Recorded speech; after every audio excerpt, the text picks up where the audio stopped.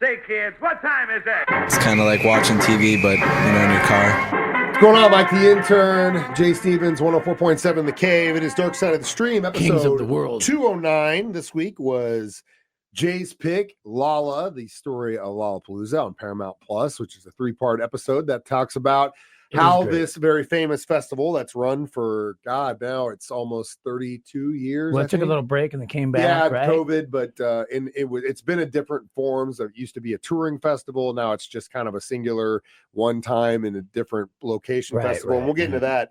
But tell a story about Lollapalooza. And do you want to do personal stories first? I've never been. So I have. So I've only watched it. So this is your department. I've never been to a Lollapalooza. Okay, then I'll save my personal Lollapalooza experience for another. No, let's hear it. Let me hear. I want to hear about Mike the Intern being wasted out of his mind, or losing his keys, or taking too much of something. Come on, let me hear these stories. Let me see what. Oh no, are you googling the police report? I'm looking to see what year it was. Yeah, it would have been 2010, so 14 years ago. Okay. I mean, my buddy Corey went to the Lollapalooza in Chicago. It was headlined by the Chili Peppers.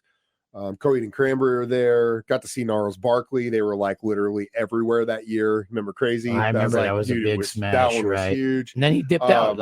He came and went, right? I got a chance to see Wolf Mother, which those dudes are out of Australia. That Wolf Mother record that came out in I want to say it would have been around like 08, 09 was unbelievable. Yeah, that was a big one. And then what happened to them too? They just disappeared. Same thing. But they were unbelievable.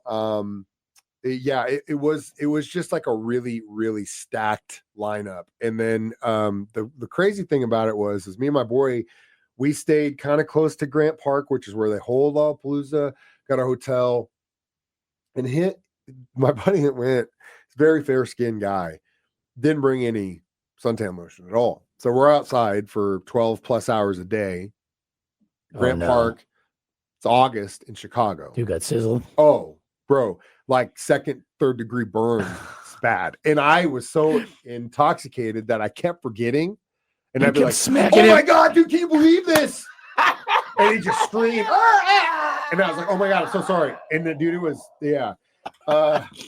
what I found out, though, what was interesting is that at that point, people would go into Grant Park before the festival would start to stage. They'd bury all their drugs in the woods. And then once it was done, they'd go back and they'd know where their stuff was. And so there was like kind of pockets of trees. That is brilliant. Dude. That is brilliant. So funny. That is the most genius idea ever, dude. Find your stuff, yeah. But yeah, these would go out there, dig a hole, drop whatever into the hole, and then go back and dig it up. Who came up with that plan? It's been going on for a long time. That's 14 dude. years, and I'm sure it wasn't new by that point. We at the time, and you gotta remember, this is pre legalization, so we could still go to prison for smoking weed, and obviously we were, and we were doing the old. We call it the outhouse trick, where you basically go into a porta potty, light one up, leave it on the thing. Your buddy would just follow in, and you just box the porta potty. Probably you got enhancements from the smell of everything coming up too. Yeah, I'm sure the chemicals make it feel nice. Nice blend. Nice blend. On top of that, the only other thing of note that happened, which was crazy, was I want to say during the Raconteurs set, which was Jack White's other band after the White Stripes, which they were incredible that year too. So we're standing there, and we got really close to that show, and we see a bunch of kids. They were gate jumping. I mean, all day. If you could watch the fence, you'd see a dude just pop over with a backpack. Just as soon as he'd hit the ground, security run. He'd just run as fast as he can, get into the crowd, and just get down. You know, change your shirt real quick. Yep. And so we watched a couple dudes do it. And everyone's, like, all right, made it. Yeah, screw the man. And we paid $400 for our pass, but screw it, whatever. So we're standing there, we see everyone goes crazy, and about 10 minutes later, these dudes pop up right in front of us, and they were like, hey, we saw you. And they're like, hey man, we got a bunch of liquor, and we brought a bunch of stuff in here in our bags, and they open their bags and show us there, but we really want to drink some beer. And so me and my boy, we were 21. I was like, here you go, I'm done. I just ripped it off, put it, I go, you don't have to give me nothing. You guys earned it. But yeah, it was good. We had a good time, and then it was one of the last festivals I went to, because I just was getting at that point too old to be living out on a Grant Park for 3 days. It's too stinky and too much for me. We're going to get back to the actual documentary we're going to talk about today. Lollapalooza, Dark Side of the Stream on 104.7 The K. Mike the Intern, Jay Stevens back in the studio. It's Dark Side of the Stream, episode 209, Lolla, the story of Lollapalooza on Paramount Plus. So Perry Farrell, he fronts a band, Jane's Addiction. And by the late 80s, early 90s, they were still pretty active. But I think they could also see the writing on the wall. And Perry's like, well, he was done, right? He was kind of done with it. He didn't want to do anymore. Yeah. And he's really into the Reading Festival, which was pretty big at the time in Britain. And he goes, we need our own thing here in the United States. But instead of just doing at a one-off deal, they got smart and they just kind of packaged all of these up-and-coming bands together from different genres. That made sense. And I think that's really that's a kind of a juxtaposition of what the 90s were. Lollapalooza really encapsulates what the 90s were. You could be into Ice-T, and then you could be into Nine Inch Nails, and then you could be into Metallica, or you could be into Body Count, and you could be into Sixpence None the Richer at the same time. Whatever that was, it didn't matter. It just was like you were into whatever it is. It's not like you had to be a goth kid or you had to be a metal guy. You could like everything. So it was just a melting pot of all and bands. Lollapalooza, I think, did a really good job of that, and especially kind of giving it the feel of almost like a carnival kind of thing. Right. They would have, non-musical features. They'd have performers. They'd have like sideshow circus stuff going on. And it seemed like they got real lucky with timing on a couple bands. Yeah. Too. Also, right on the come up. Big boom. time. Really lucky. Yeah, big time. And again, like there were a lot of bands that kind of got their start or got put on there. And by the time they were done, were just so huge. But then again, there were other bands that said, you know what?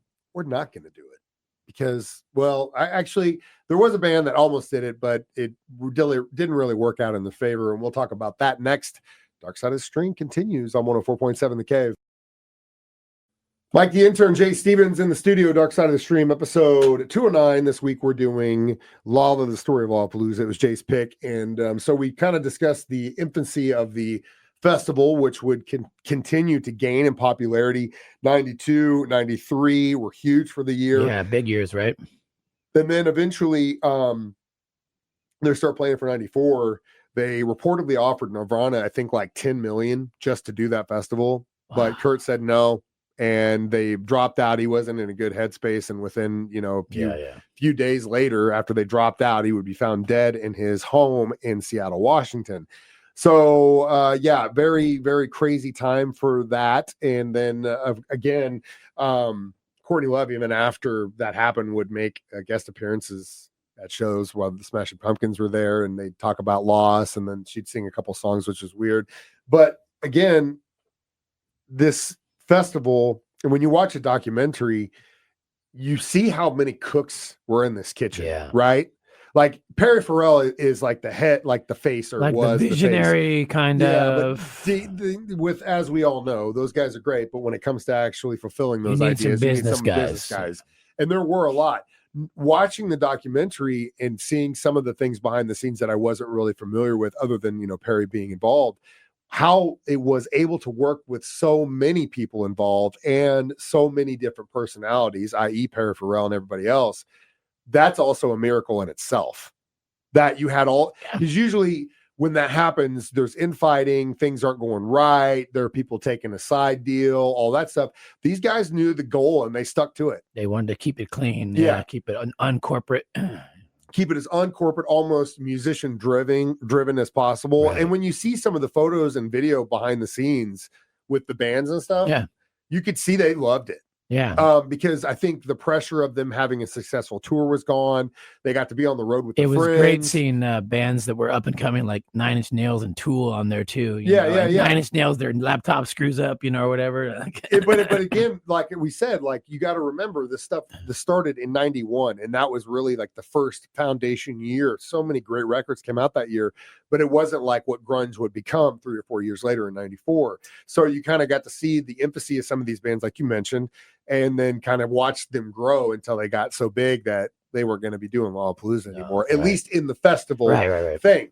But then, of course, as all things do, it started to change. And eventually they decided in the late 90s to focus on just a one off place, and they moved Lollapalooza to Chicago, and it is held at Grant Park annually.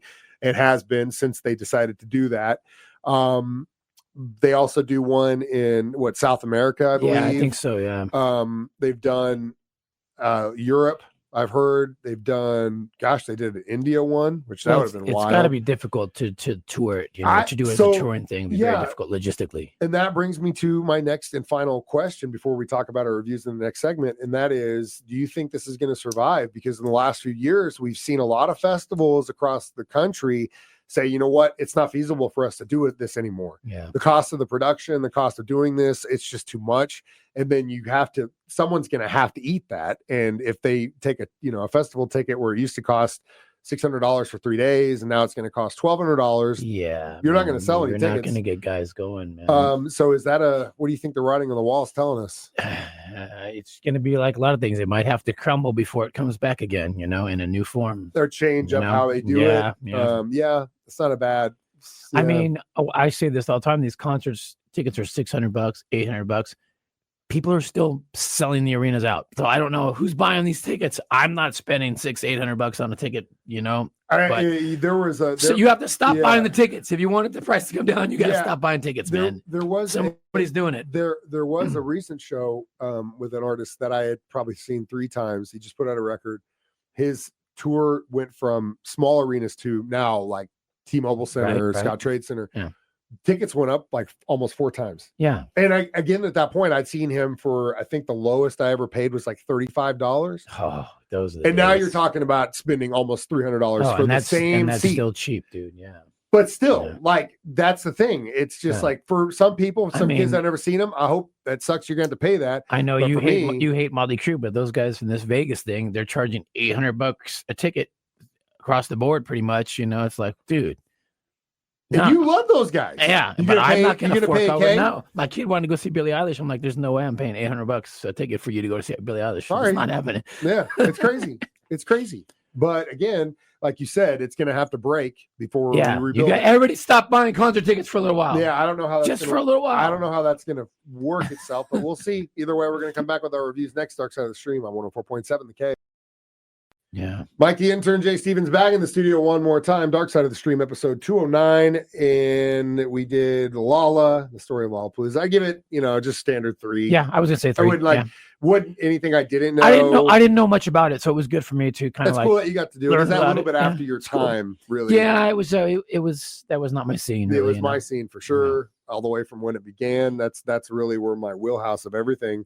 And the fact that I think the 90s really taught me to be open to all genres of music. And I have to this day still been like that because, when you were a kid, I was 11, 12 years old when this stuff really started to come out, was so impressionable. You'd turn on MTV and you could see 5 or 6 different genres. It was a widespread. Yeah, it was very widespread. And like the 80s was a niche spread. Yeah. 2000s was, you had guys, Hootie and the Blowfish, you had Nirvana, you had like such a spread of music, Sixpence, None the Richer, stuff like just the most random.